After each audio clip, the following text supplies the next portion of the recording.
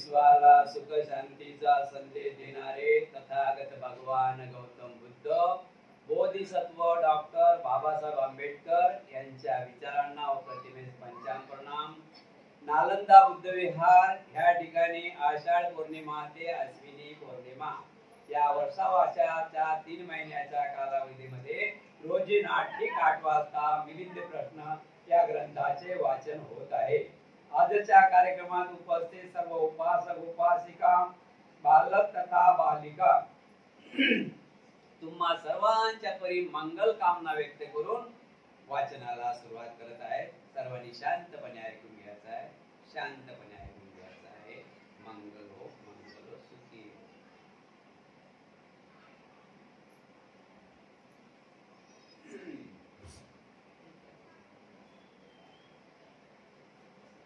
प्रश्न आहे, शिवी राजाने केलेले डोळ्याचे दान।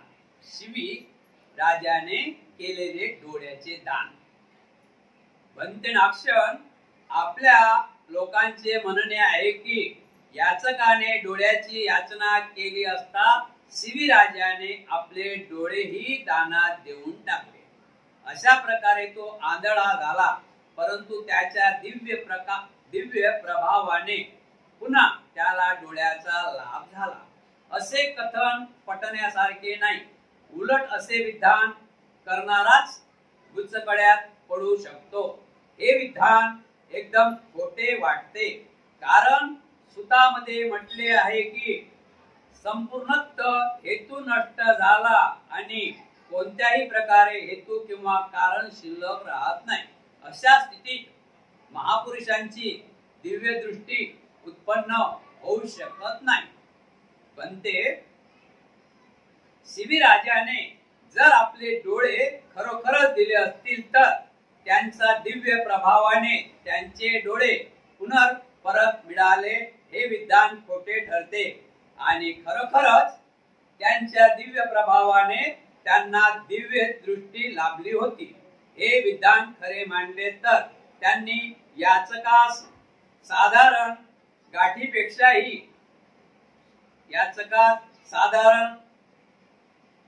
याचकास आपल्या डोळ्याचे दान केले होते असे म्हणणे चुकीचे ठरते। पण ते या कोळ्याचीही गाठ साधारण गाठीपेक्षाही घट्ट बसली आहे, तीरापेक्षाही अधिक तीक्ष्ण आहे आणि घनदाट जंगलापेक्षाही गहन आहे। असे हे कोळे मी आपणास विचारित आहे, तेव्हा हेही कोळे उकळून द्यावे, जेणेकरून धम्म विरोधकांचे तोंड बंद होतील। राजाचं नाव आहे शिवी। शिवी राजाने आपले डोळे पण दान दिले।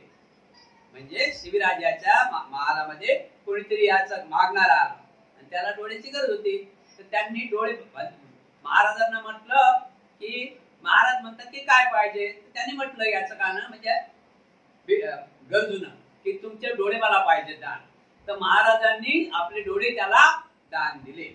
आता डोळे दान दिल्यानंतर पुन्हा त्या शिवी राजाला दिसू लागलं।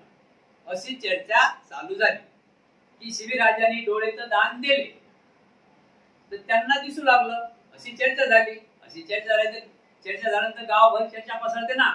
त्यावेळेस महाराज म्हणतात की बनते असं कसं बरं, एक टाइम डोळे दान दिल्यावर तो तर आंधळा झाला, त्याला दिसेल काय? आणि गावच्या लोकांमध्ये चर्चा चालू आहे। राजा म्हणते, राजाचे सहकारी राजा म्हणतात की मला दिसू लागलं डोळे दिल्यानंतर सुद्धा। तर हे कसं?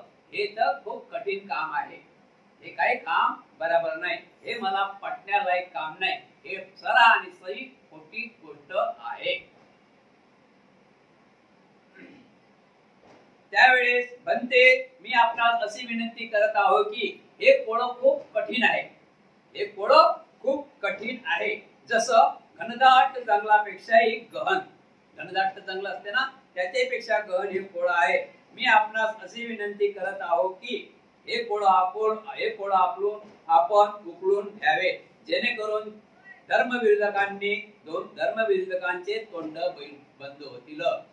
म्हणते तुम्ही सुद्धा म्हणतात की त्यांना दिसू लागत आहे, दिसत असते, म्हणजे दिसत होतं, तर हे तर खोटी गोष्ट आहे.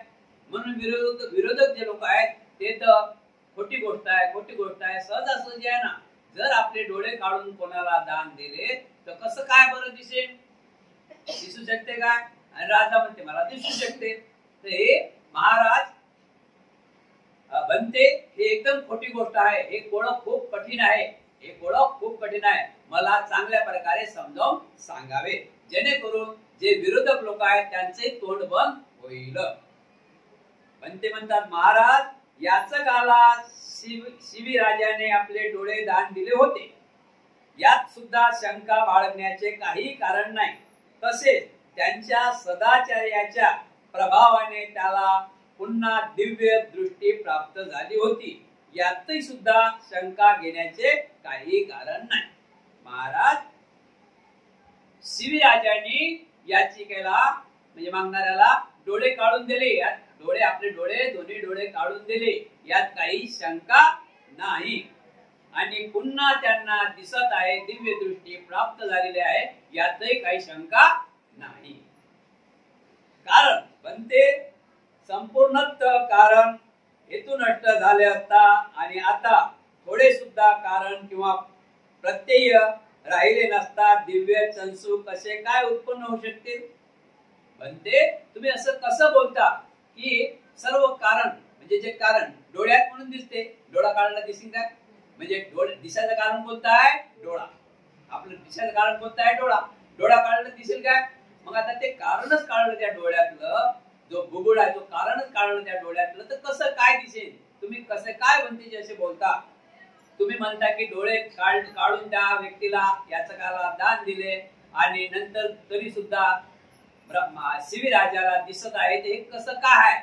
यातलं मला काही समजत नाही. काही समजून सांगावे.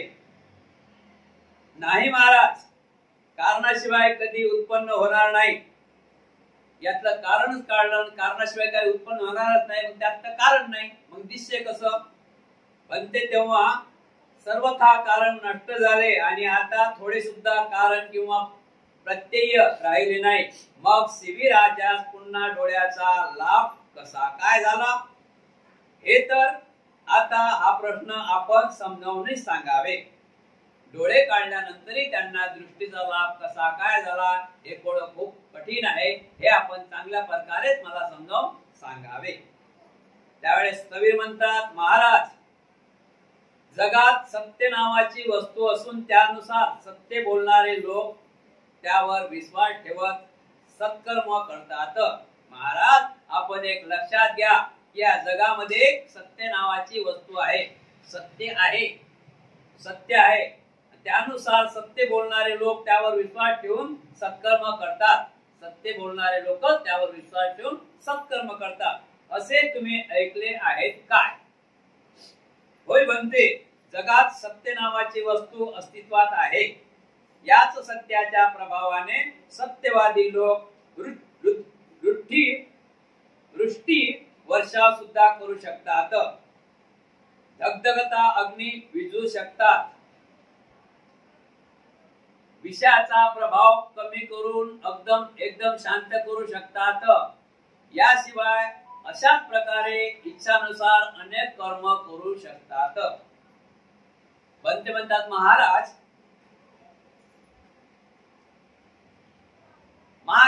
या जगामध्ये सत्य एक वस्तू आहे. हे जग सत्य एक वस्तू आहे हे मानावं लागेल ना. सत्य आहे ना, सत्य एक वस्तू आहे. या सत्याच्या प्रभावाने सत्यवादी लोक वृष्टी वर्षा सुद्धा करू शकतात. वृष्टी वर्षा म्हणजे पाऊस सुद्धा पाडू शकतात. सत्यवादी लोक, त्यागी लोक. वृष्टी म्हणजे पाऊस, वृष्टी म्हणजे पाऊस. समजले की नाही? पाऊस पण पाडू शकतात, त्याला त्याग पाहिजे ना. पाऊस पण पाडू शकतात. आजही काही लोक आहेत त्यांचा खरा त्याग असले ते सत्यवादी. तर बनते होय बनते या जगात, महाराज म्हणतात होय बनते या जगात सत्य नावाची वस्तू अस्तित्वात आहे. या सत्याच्या प्रभावाने सत्यवादी लोक वृष्टी वर्षा करू शकतात. धगधगता अग्नी विझवू शकतात, आगी विझवू शकतात.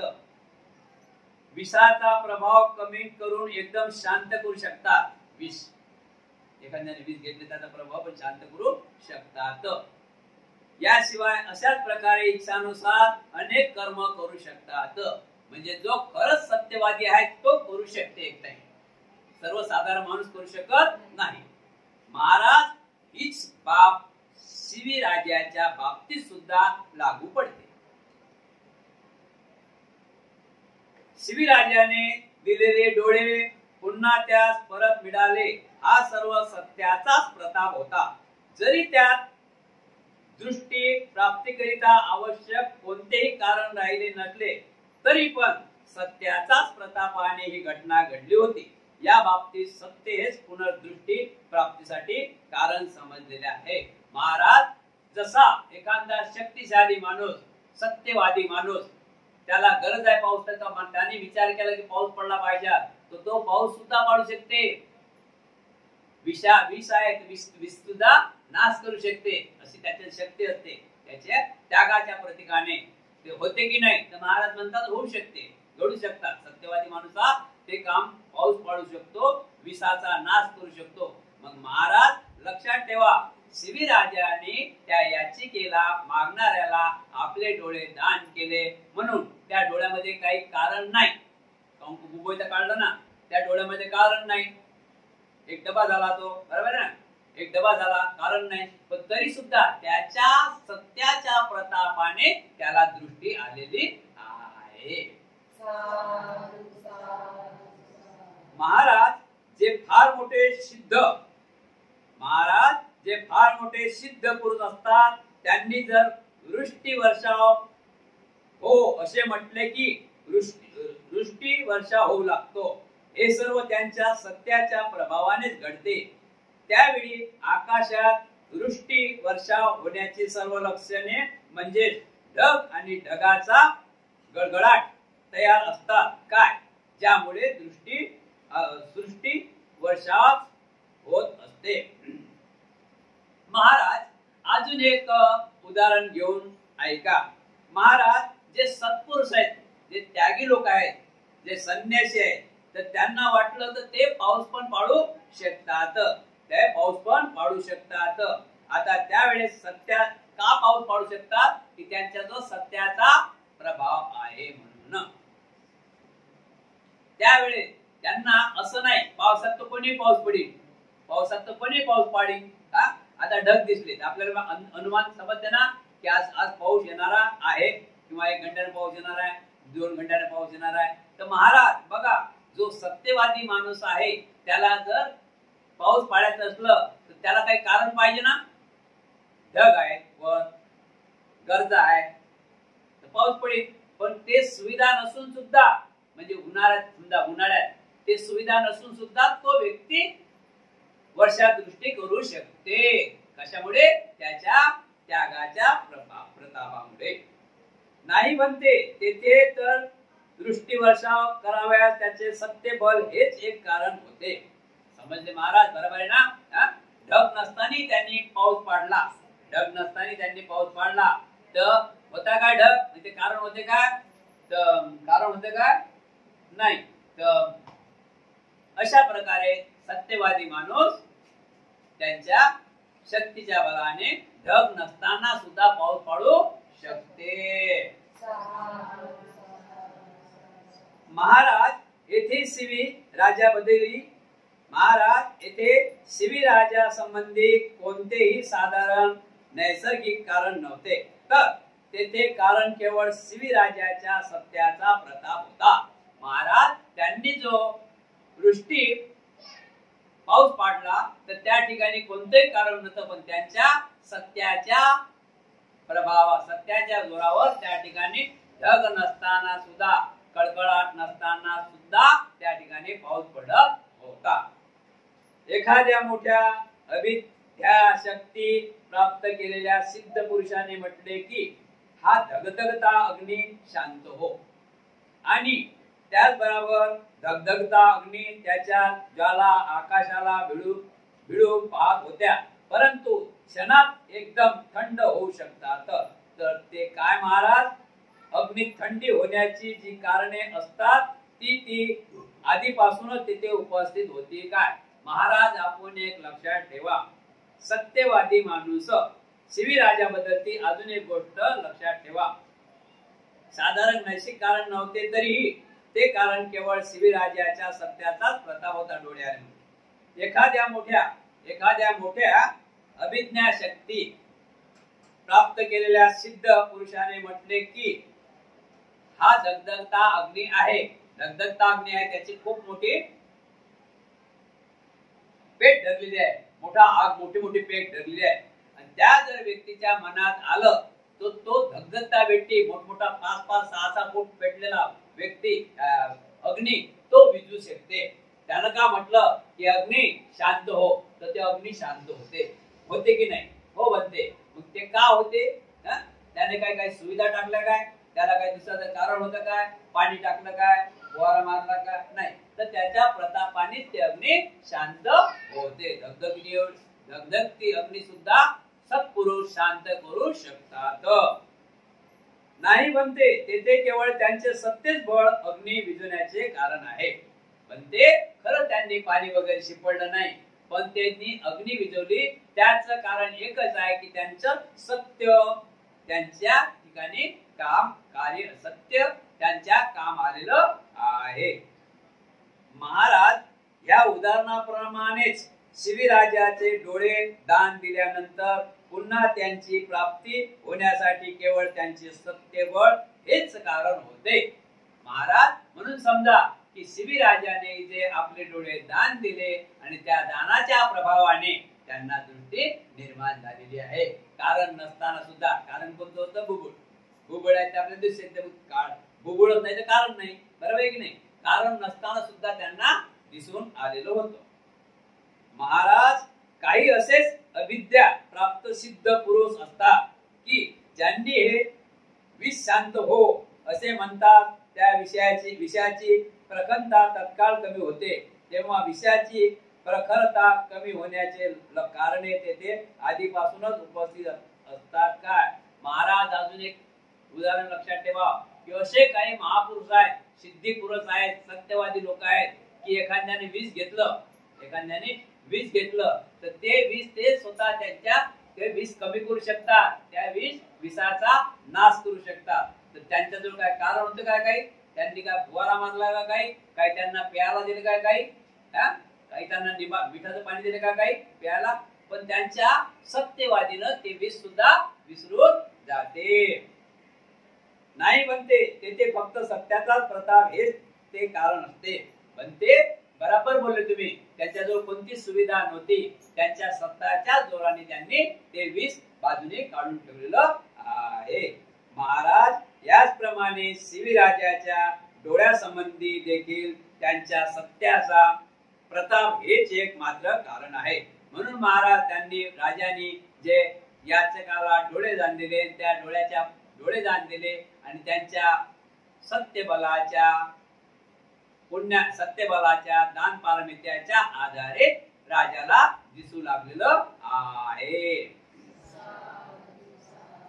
महाराज 4 आर्य सत्याचे ज्ञान अवगत करण्यामध्ये सुद्धा दुसरे कोणतेही कारण असू शकत नाही. प्रत्यक्ष सत्य आचरणानेच त्याचे ज्ञान अवगत होते. महाराज लक्षात ठेवा, 4 आर्य सत्याचं ज्ञान, 4 आर्य सत्य माहित ना बुद्धाचे? पहिला आर्य सत्य कोणतं आहे? जगामध्ये दुःख आहे, हे कोणी नाकारू शकत नाही. दुसरे आर्य सत्य काय आहे? दुःखाला कारण आहे. दुसरं आर्य सत्य आहे, दुःखाला कारण आहे. तिसरं आर्य सत्य कोणतं आहे? त्याच्यावर उपाय आहे. आणि चौथा आर्य सत्य कोणतं आहे? की कोणतेही दुःख माझ्यापर्यंत पोहोचलं नाही पाहिजे, त्याच्यावर प्रतिबंध उपाय आहे. असे 4 आर्य सत्य भगवान गौतम बुद्धांना ज्ञान प्राप्त झालं. हे 4 आर्य सत्य त्यांना वैशाखी पौर्णिमेला रात्रीच्या 3ऱ्या प्रहरी त्यांना जाणून आलं की या जगामध्ये 4 आर्य सत्य आहेत. 4 आर्य सत्य कोणी नाकारू शकत नाही. त्याला 4 महाभूत सुद्धा म्हटलं गेलेलं आहे. त्याला काय 4 महाभूत सुद्धा म्हटलं गेलेलं आहे. आता एवढं ज्ञान प्राप्ती करणं साधी गोष्ट आहे का? याला अनुभवाची जोड पाहिजे. याला अनुभवाची जोड लावली म्हणून ते अवगत होते. तरी बुद्धांना ते ज्ञान प्राप्ती झाली होती. झाली होती. समजलं ना पहिला भाग?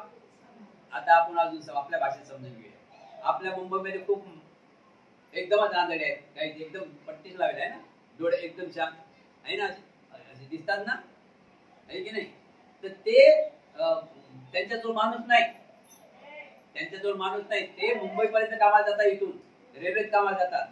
मग त्यांना कसं दिसत असेल? तर त्यांच्या प्रभावाच्या म्हणजे काहीतरी प्रताप आहे, त्या प्रतापाच्या जोरावर त्यांना ते दिसून येते. म्हणून राजाने तर चांगलं काम केलं. मग राजाला का नाही ना? राजाने आपले डोळे दान केले. डोळे दान करण्यासाठी गोष्ट आहे काय? तरी राजाने डोळे दान केले आणि राजा सत्यवादी होता ना, म्हणून राजाला दिसून लागलं. ठीक आहे ना? आता चिनी राजा महाराज, चीन देशात एक राजा आहे. जेव्हा त्याला समुद्रात एक भिंत बांधण्याचे असते, तेव्हा तो आधी 4 महिन्यापर्यंत एका सत्यव्रताचे पालन करतो. त्यानंतर तो आपल्या रथाला सिंह जोडून समुद्रात 7 मैलापर्यंत फिरावयात जातो. तेव्हा त्यांच्या रथापुढे असणाऱ्या समुद्राच्या लाटा आपोआप मागे सरकून त्यास रस्ता मोकळा करून देतात आणि राजाचा रथ पुढे गेल्यानंतर आपल्या पूर्व स्थितीत येतात. महाराज, चीनचा राजा सत्य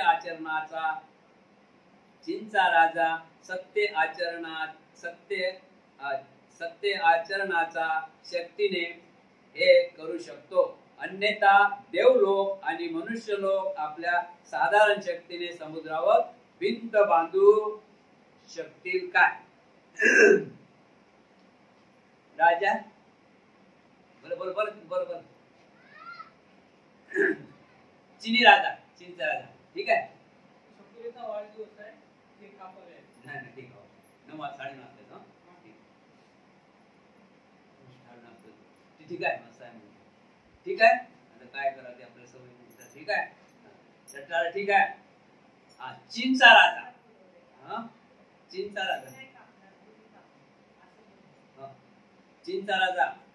राजा तर महाराज एक आपण ध्यानात घ्या. सबीर म्हणतात, महाराज एक आपण लक्षात घ्या, एक चीनचा राजा आहे. त्या चीनचा राजाला समुद्राच्या तिकडल्या पलीकडे जायचं आहे. समुद्र काय जवळ आहे का? अथांग आहे ना. समुद्राच्या तिकडल्या पलीकडे जायचं आहे. मग आता काय करा? मग राजा काय करते? आपला रथ तयार करते, त्याला सिंह बांधते, सिंह लावते. आपल्या इकडे घोडे आहेत ना रथाला, तर चिनी राजाने सिंह बांधला, त्याला सिंह वाहन, आणि तो रथ काढला. रथ काढल्यानंतर तो रथ समुद्राच्या काठापर्यंत गेला. आणि ज्यावेळेस समुद्रात रथ गेला त्यावेळेस पाणी आजूबाजून झालं सांगण्यात येते, आणि रथ पुढे निघून गेला आणि नंतर पाणी एक साईड जशा तसं झालं. अशा प्रकारे बनते. महाराज, कोणी तर एखादा राजा असला तर कोणी त्या पाण्यात बांधकाम तरी करू शकते काय? तर हा राजा रथ घेऊन कसा काय गेला?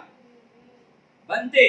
समुद्र तर सोडाच, परंतु एखाद्या लहानशा तलावावर देखील आपण हुकूम चालू शकत नाही. एखादा लहान तलाव आहे त्याच्यावर आपण हुकूम चालू शकत नाही. मग समुद्र एवढा मोठा महान आहे, त्यातून हा रथ गेला तर कसा गेला? विचार आहे ना. त्यातून हा रथ राजाचा गेला तर कसा गेला? त्यावेळेस स्थवीर म्हणतात, महाराज, यावरूनच आपण सत्यक्रियेच्या शक्तीचा अंदाज लावू शकता.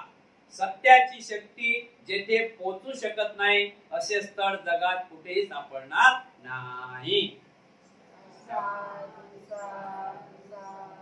सत्याची शक्ती असली तर असे काम घडू शकतात असं स्थवीर सांगत आहेत. आता दुसरी गोष्ट आहे, बिंदुमती गणिकेचे सत्यबळ. महाराज एके दिवशी पाटलीपुत्र शहरात मगध सम्राट धर्मशोक, काही खेड्यातील, काही शहरातील प्रतिष्ठित नागरिक, तसेच काही अधिकारी, नौकर आणि मंत्रीगण इत्यादी सर्वांना घेऊन गंगा नदीला आलेला पूर पाहावयास गेला. त्यावेळी गंगा नदीला फार मोठा पूर आला असल्यामुळे ती दोन्ही थडी तुडुंब भरून वाहत होती आपसात चर्चा चालू होत्या.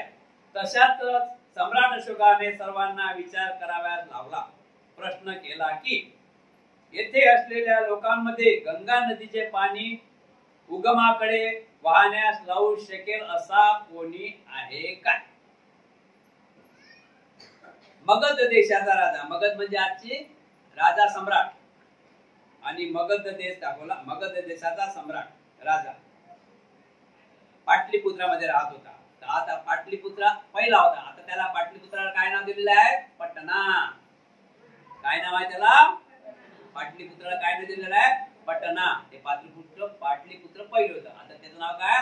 पटना. पटना नगरीमध्ये राजा सम्राट राहत होता आणि त्याला असं वाटलं की आपल्या गावामध्ये नदी आहे, त्या नदीला पूर आला. गावात नदी आहे, पूर आला. आपण पण जातो पूर बघायला,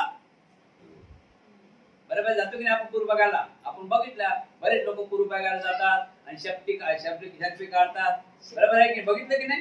किती शौक आहे. बघितलं की ना आपण यावर्षी बघितलं ना पूर बघायला जातात, मदत उभे राहतात, बरोबर की? किती शौक आहे. तर अशा प्रकारे राजाला वाटलं राजाला आली मनात राजाला वाटलं की आपण पूर बघायला जावं नदीचा. मग राजा एकटा निघते काय? मग राजाने अधिकारी, सेनापती, सरदारपरी, अमुक धमुक राजे अधिकारी, त्यांचे सेनापती, सैनिक घेतलं आणि पूर बघायला गेले. आता पूर बघायला गेल्यानंतर राजाला असं वाटलं की या नगरीमध्ये काठावर उभे आहेत, आता पूर चालू आहे त्या नदीला.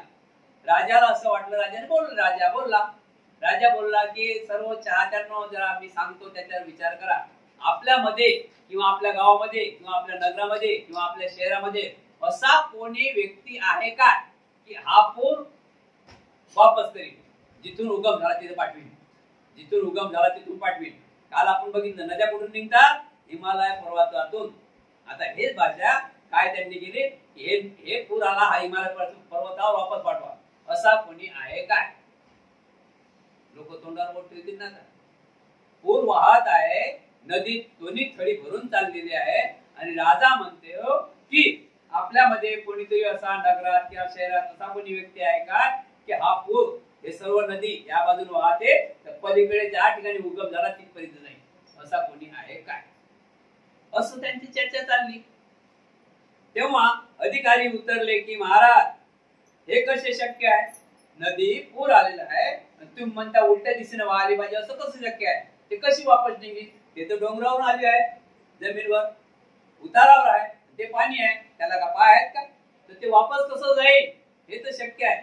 एवढे सामर्थ्य कोणाच्याच अंगी नाही. एवढे सामर्थ्य कोणाच्या अंगी आहे? एवढे सामर्थ्य कोणाच्याच अंगी नाही. आहे का? एवढे सामर्थ्य कोणाच्याच अंगी नाही. त्याच वेळी बिंदुमती नामक एक वेश्या नदीवर आली होती. तिनेही राजाने केलेला प्रश्न ऐकला होता आणि अधिकारी वर्गाने दिलेली उत्तरे देखील ऐकली होती. तेथे असलेल्या सर्वांच्याच मुंद्रेवर पाणी पडाले होते. काही लोक आपसासात कुचबुचत होते. तेव्हा बिंदुमती वेश्येने मनातच विचार केला की येथे असलेले सर्व लोक उंच कोटीचे जीवन जगणारे सन्माननीय आहेत आणि मी काय स्वतःचा देह विक्री करून कसे बसे जीवन यापन करणारी, हलकटपणाचा धंदा करून जीवन यापन करणारी एक गणिका, परंतु माझ्या या सत्याचा प्रभाव राजाला अवश्य दाखवीन. तेव्हा तिने आपल्यातील सत्य प्रत्यक्ष कृतीत उतरवले. त्याबरोबर तिच्यातील सत्याचा प्रतापाने गंगा नदी गरजत खरबळत उगमाकडे उलटी वाहू लागली. तेव्हा सर्व लोक एक दुसऱ्यांच्या तोंडाकडे पाहतच राहिले आणि विचार करू लागले, आतापर्यंत एवढे वाहणारी नदी उलट्या दिशेने कशी काय वाहू लागली आहे? हे कसे घडले? राजाने विचार केला की एवढी मोठी नदी भरलेली आहे आणि आपल्यामध्ये कोणी आहे काय या नदीला उलट फिरवून कोणी उलटी नदी वाईन असं कोणी आहे का? तर त्याच ठिकाणी त्या गंगा नदीच्या काठावर एक बिंदुमती नावाची वेश्या त्या पाणी पाहण्यासाठी आली होती. बरेचसे लोक होते गावाचे, राज्यातून लोक तर होते पण बरेचसे गावाचे लोक होते, जातात ना बघायला. त्या पब्लिक मध्ये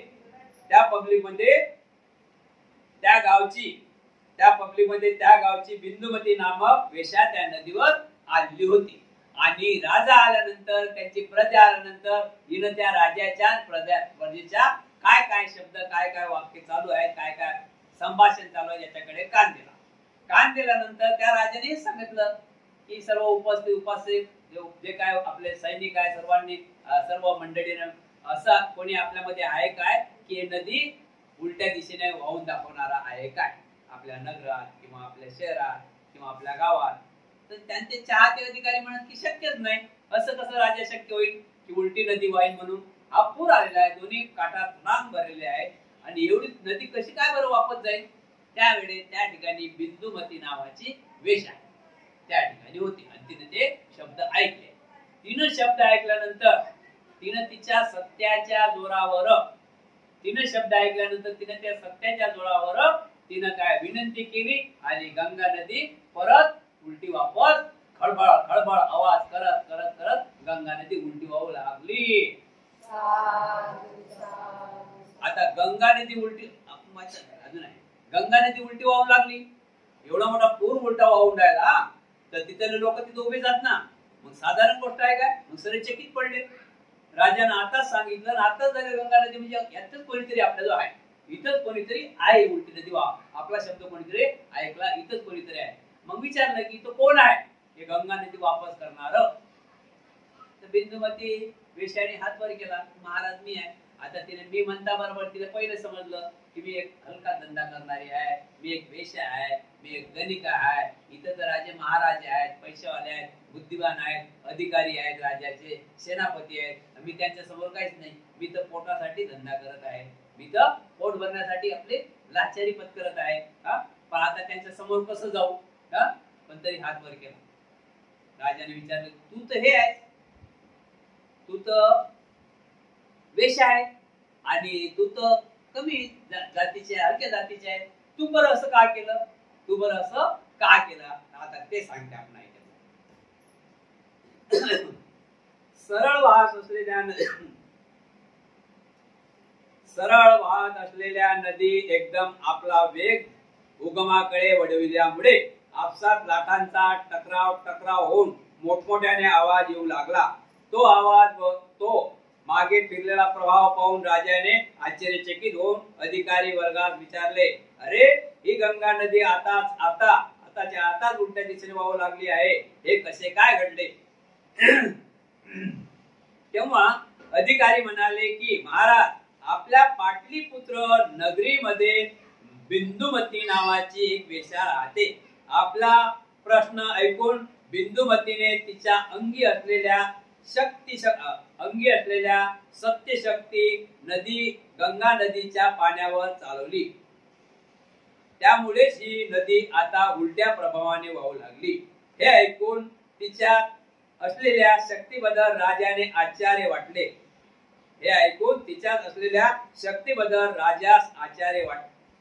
वाटले आणि तात्काळ तो बिंदुमती वेशीकडे स्वतः गेला आणि म्हणाला, काय ग, तुझ्या अंगी असलेल्या सत्याचा प्रभावाने ही गंगा नदी उगमाकडे म्हणजेच उलट्या प्रवाहाने वाहत आहे असे लोक सांगतात, हे सत्य आहे काय.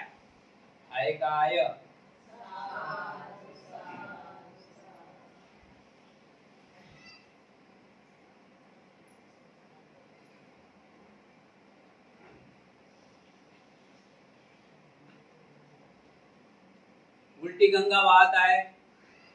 राजाने विचार केला काय कोण आहे. त्यांना सांगण्यात आलं की आपल्या नगरामध्ये महाराज, आपल्या नगरामध्ये बिंदुमती नावाची वेश्या आहे आणि तिनं हे उलट पाणी केलेलं आहे.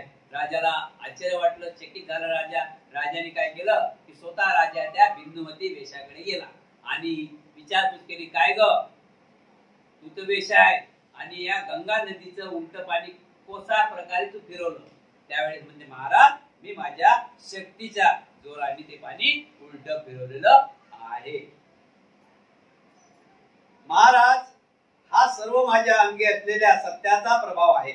जे मी नदी उलटी फिरवलेली आहे, तर महाराज हा सर्व माझ्या अंगी असलेल्या सत्याचा प्रभाव आहे. तिने उत्तर दिले. यावर राजा म्हणाला, अग पण तू भोळ्या भावळ्या लोकांना खिशात हात घालणारी, त्यांना ठगून कंगाल करणारी, वाईट चालीची, हलकट अब्बल दर्जाची पाप कर्म करणारी, सद्गुण संयम आणि मर्यादा तोडून सदोदित वाईट कामे करणारी, सदाचाराची पायबल्ली करणारी, विषय वासनेने अंध बनलेल्या मूर्ख लोकांना लुटून जीवन यापन करणाऱ्या स्त्रीचा अंगी सुद्धा सत्य असू शकते, हे कसे काय बरे आहे. तू तर सर्व लोकांना ठगवणारी आहेस. तू तर वाईट धंदा करत आहेस. तुझ्या अंगात अशी शक्ती का आली? तुझ्यामुळे तर कैक लोकांचा संसार उद्ध्वस्त झालेला आहे. आणि तुझ्यामुळे अशी तुझ्यात कोणती शक्ती आहे? तू त्या शक्तीच्या जोराने गंगा नदीचं पाणी उलट फिरवलेलं आहे. त्यावेळेस बिंदुमती म्हणते, महाराज आपण म्हणाला ते अगदी खरे आहे. आपण वर्णन केलेले कामे करूनच मी जीवन यापन करणारी मी स्त्री आहे. परंतु तसे असूनही माझ्यात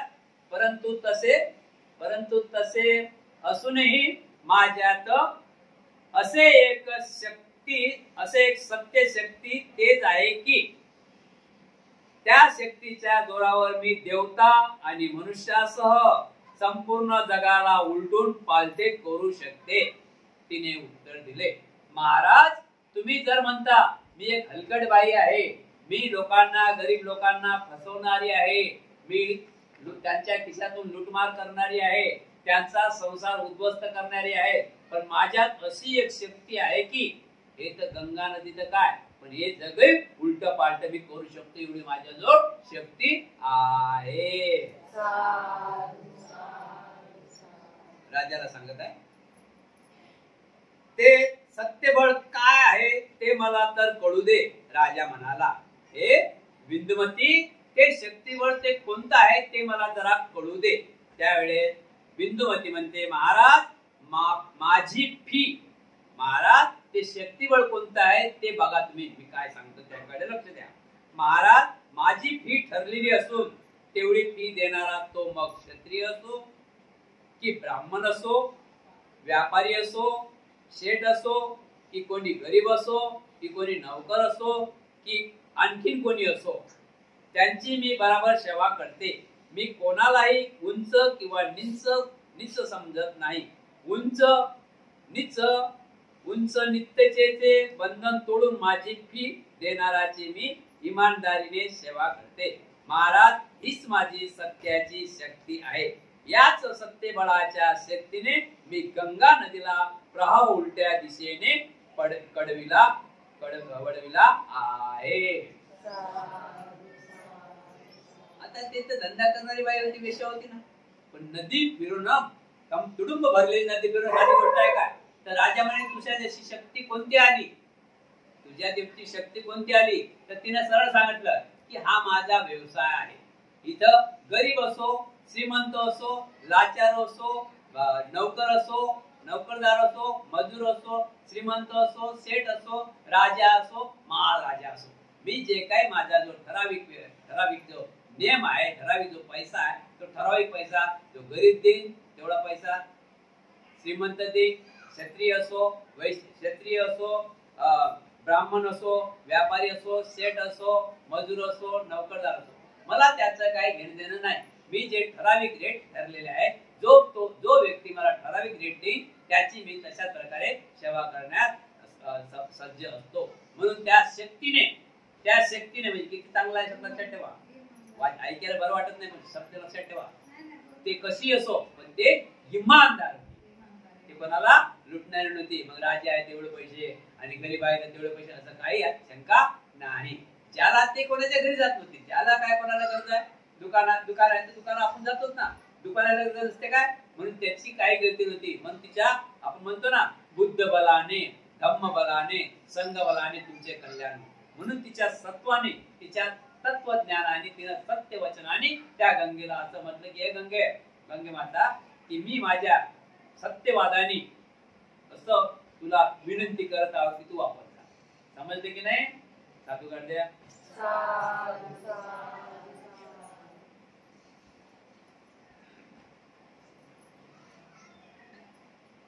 ही गोष्ट सांगितल्यानंतर आयुष्यमान नागशन पुढे म्हणाले, महाराज याचप्रमाणे सत्यावर दृढ विश्वास ठेवून कामे करणारास कोणतेही कामे करणे अशक्य नाहीत. महाराज शिवी राजाने याचकास आपले डोळे देऊन टाकले आणि पुन्हा त्याला दृष्टी प्राप्त झाली. त्यात त्यांच्या सत्याचाच प्रभाव होता. सत्याचेच यात सामर्थ्य होते. म्हणजे जे काही या वाईट काम असो, या बुरं काम असो, या चांगलं असो, आपलं जे सत्य आहे, सत्य प्रत्येकात आहे. बरं, सत्य प्रत्येकात आहे. चोरात पण सत्य आहे. बघा, चोरात पण सत्यच आहे. चोर चोरी करील, पण दुसरं विचार त्याच्या डोळ्यात येणार नाही. मी तो फक्त चोरीच करील. समजले की नाही? म्हणजे याच्यात सत्यता असते. म्हणजे सर्वांना नीतिमत्ता लागू आहे. तो चोर असो, बदमाश असो, एक बाई लेडीज असो, वेश्या असो, सर्वांना आपापले कर्म लागू आहेत. म्हणजे काय म्हणतात त्याला? नीतिमत्ता लागू आहे. नीतिमत्तानं कोणतंही काम करा ना, तर कुठल्याच त्या ठिकाणी आपलं नुकसान होऊ शकत नाही. नीतीच्या जरावर गेला की आपलं नुकसान झालं, फटका बसला. महाराज सुत्तामध्ये जे म्हटले आहे की ही भौतिक दृष्टी एकदा नष्ट झाली आणि त्याचे कारण किंवा आधार पूर्णतः नष्ट झाल्यामुळे कोणत्याही दिव्य दृष्टीचा लाभ होऊ शकत नाही. हे भावनामय दृष्टी संबंधी केलेले कथन आहे. महाराज आपण ही गोष्ट अशा रीतीने समजून घेतली पाहिजे. महाराज जो सत्य आहे त्याला मिळतेच, म्हणून आपण ही गोष्ट समजून घेतली पाहिजे की राजाला डोळे का आले. कारण की राजाला का डोळे समज ना, राजाने आपल्या भगवान गौतम बुद्धांनी सांगितलेल्या 10 पारमिता, त्या 10 पारमिता आपल्या अंगी उतरल्या आणि आपले स्वतःचे डोळे याचकाला मागणाऱ्याला दान दिले, म्हणून त्याला डोळे दिसू लागले डोळे. बनते नाक्षण आपण हा दुर्धर खरोखरच कौतुकस्पद रीतीने सोडविला आहे. भयंकर गुंतागुंतीची गाठ पण आपण फार हुशारीने ती उकलून दिली. विरुद्ध बाजूने बोलणाऱ्यांच्या तोंडावर चांगलीच चपकार मारली. याविषयी केलेल्या युक्तिवाद मी संघर्ष मान्य करतो. म्हणते नाक्षा, तुम्ही एकदम मला चांगल्या प्रकारे समजावून सांगितलंय, त्याबद्दल मी तुम्हाला धन्यवाद देतो, तुम्हाला मानतो.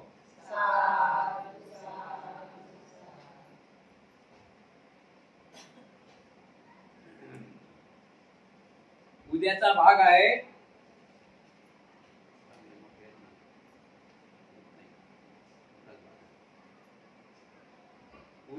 भाग आहे गर्भशयात जन्म घेण्यासंबंधी.